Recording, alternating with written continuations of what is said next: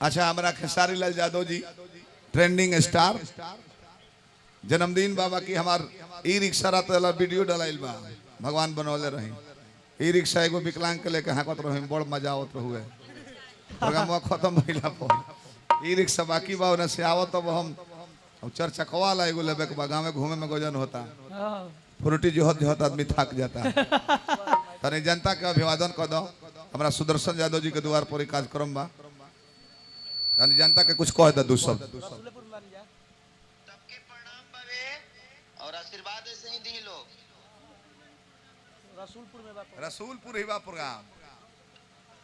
रसूलपुर बा आम दाढ़ी अच्छा अच्छा अच्छा करो वो सब जोरदार ताली बजा दी जय हो जय हो जय हो।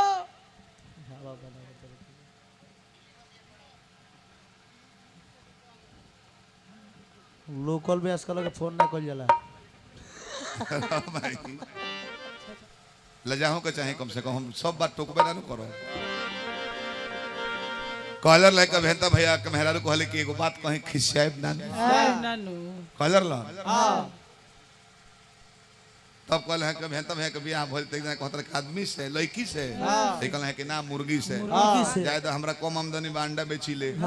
एकर बियाह पाड़ी से भइल बा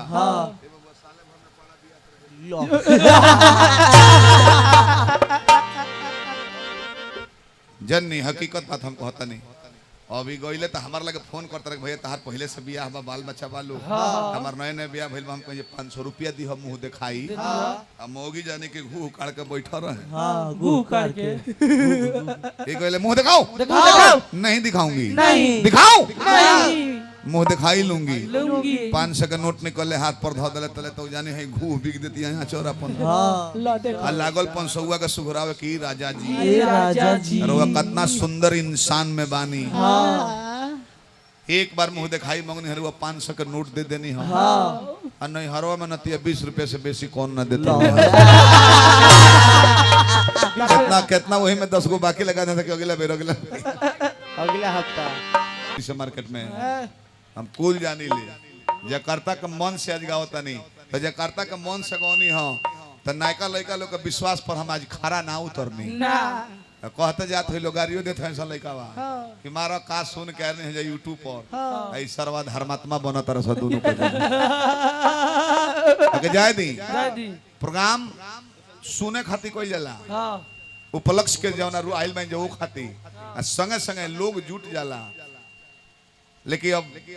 फुहर पतर होई तो लोग मजा लित नाय कालू एहू का गहकी जे बाबू सुनत गलती कनी 1000 बेवकूफन से निमन हगैत्री बा कहले कि 5 गो बुद्धिजीवी बर के लोग सुने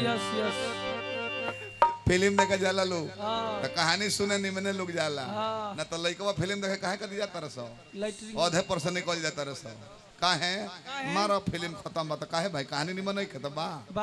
गाना निमन नहीं खत्म बा तो काहे लौट गइल हो बे मर्दे आधा बेरा बीत गइल एको बेर बाथरूम के सीन ना देखौल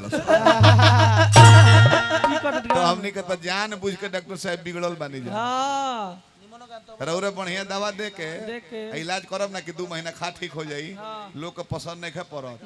घच दे सुई लगावा एंटीबायोटिक हार्ट दे तो भक दे ठीक हो जाओ और बाद में लीवर फेल मार दे एक घड़ी करंट मजा के फेर में लोग रहत करंट मजा के फेर में लोग ना रही तो जरा चरण में मस्तक धक मुख्यमंत्री गोल लागत तले हां करंटे मजा खातिर नु राम रहीम आसाराम भीतर गइल बा लोग मार सरवन के हम हिंकरा पर चल जाओ तारा बाबू आप प्रसंग गाते बतैला गले मोबाइल चलावे आई प्रसंग याद कइले बड़े कि राम जी ओइले कहले क्रिया करम तले दशरथ जी लौ गइले तले उ ने क्रिया भी तले तले अपना क्रिया कर्म में चल दी है ने खैर कोनो बात ना एक नंबर के कहले हां हमरा करता के कहत ललो ले ले बड़ू पाव भर और हिलौलो बड़ू गांव भर अच्छा उलो चल गइल बा जाय दो का जाने का पाव भर ले लो नहीं बबुआ पाव भर से चैन नहीं खे मिलो